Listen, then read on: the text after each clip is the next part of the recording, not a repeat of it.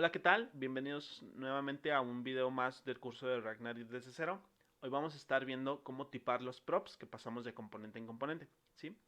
Y bueno, primeramente iniciar diciendo que JavaScript es un lenguaje muy flexible, el cual pues no cuenta con un tipado muy fuerte dentro de sus variables. Es decir, que por ejemplo si yo tengo una variable no le puedo decir que es entero o que es un string o que es un arreglo como tal, ¿no? O sea, no cuento con ese tipado que contienen las variables de algunos otros lenguajes, ¿sí? Como por ejemplo Java o etcétera, etcétera, ¿no?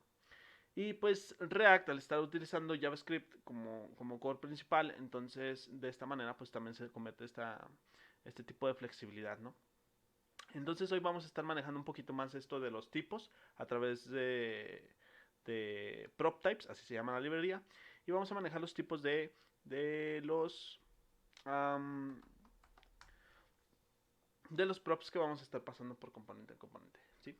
Entonces, primeramente vamos a usar la librería de prop types y para ello vamos a instalarla. mpmi prop types e instalamos la librería. Bueno, ya instalada la librería, yo puedo hacer uso de tal dentro de mi componente. En este caso voy a usarla dentro del componente custom, del button custom que hicimos la vez pasada. Entonces aquí voy a importar prop, perdón, prop types desde la librería de prop types. Y bueno, mi componente es un componente de clase, entonces voy a enseñar las dos formas de cómo yo lo hago en un componente de clase. La primera es creando una variable, una variable estática dentro de mi componente. En este caso voy a llamar a prop types, se debe llamar prop types más bien, prop types. Y aquí dentro esto es un objeto el cual voy a poner todos los props que recibe mi componente. En este caso recibe dos, que es label y recibe otro que es action. ¿Sí? Entonces analizando un poco el componente label es un prop de tipo string porque van en el texto. Este es el texto básicamente lo que voy a estar recibiendo. Entonces para tiparlo o para decirle a Ragnarok que me devuelva un warning si no le estoy mandando un tipo correcto, voy a usar la librería de prop types y para usarlo nada más pongo prop types de la importación que hago punto string, el tipo que voy a estar utilizando. En este caso pues va a ser un string. En action prop types punto func porque va a ser una función lo que voy a estar recibiendo, ¿sí? Lo que yo necesito recibir. Entonces, bueno, yo ya tengo esta parte de aquí donde estoy comprobando mis tipos de datos que voy a estar recibiendo a través de los props. Si se fijan, cuando refresco la aplicación no me sale ningún tipo de warning. Pero ahora vamos a ver qué pasa si yo cambio esta parte de aquí. Lo que voy a recibir, lo voy a mandar la misma función que estoy mandándole en Action. Y me muestra unos warnings, ¿sí? En donde, en donde me dice que esperaba un string en la etiqueta label o en el prop label que estoy mandando, ¿sí? Este es el warning que me muestra, ¿sí?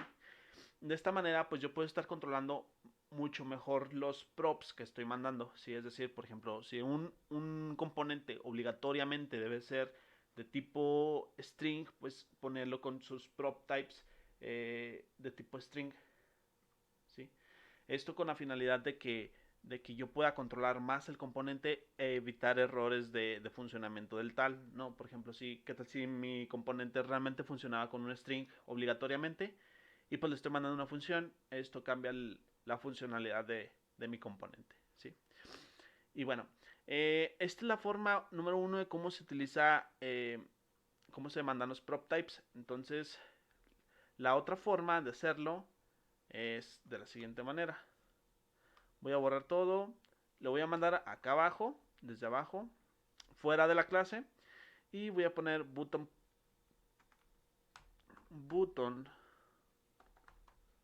custom, que se llama la clase, así es el nombre de la clase, y le pongo .proptypes.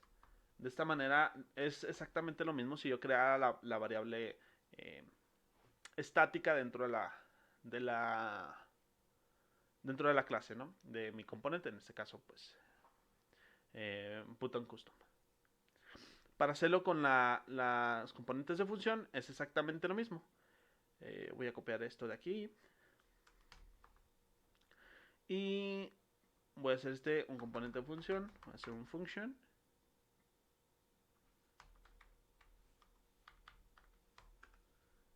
Y bueno, pues un render no contiene un render como tal, pero sí contiene un return.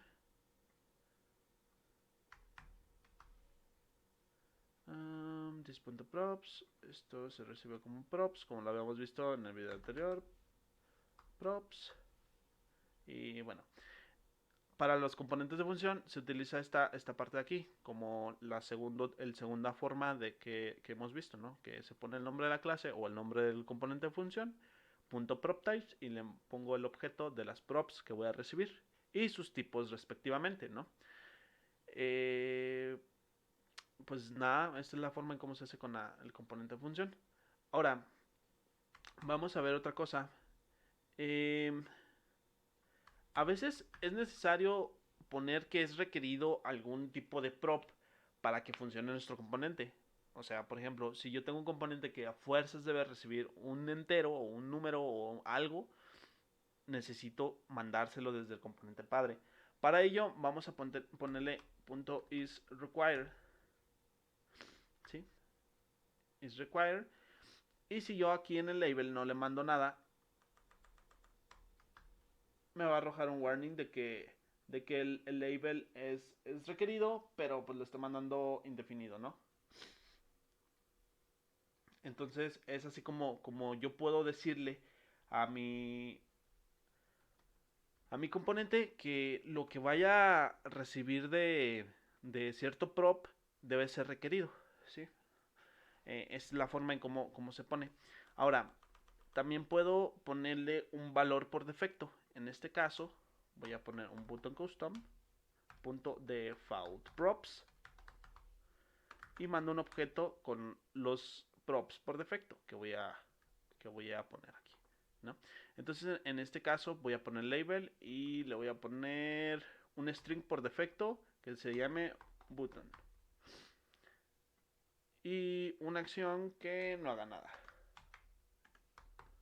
¿Sí? Esto es mi acción y no va a hacer absolutamente nada. Entonces, si yo en mi componente padre no mando absolutamente nada, lo que me tiene que aparecer es el texto button, porque es el de defecto, ¿sí? Y pues no va a hacer nada el button. Esta es otra forma de poner los props como defecto, ¿sí? Si tú no pones que este prop es requerido, obligatoriamente necesitas ponerle un valor por defecto.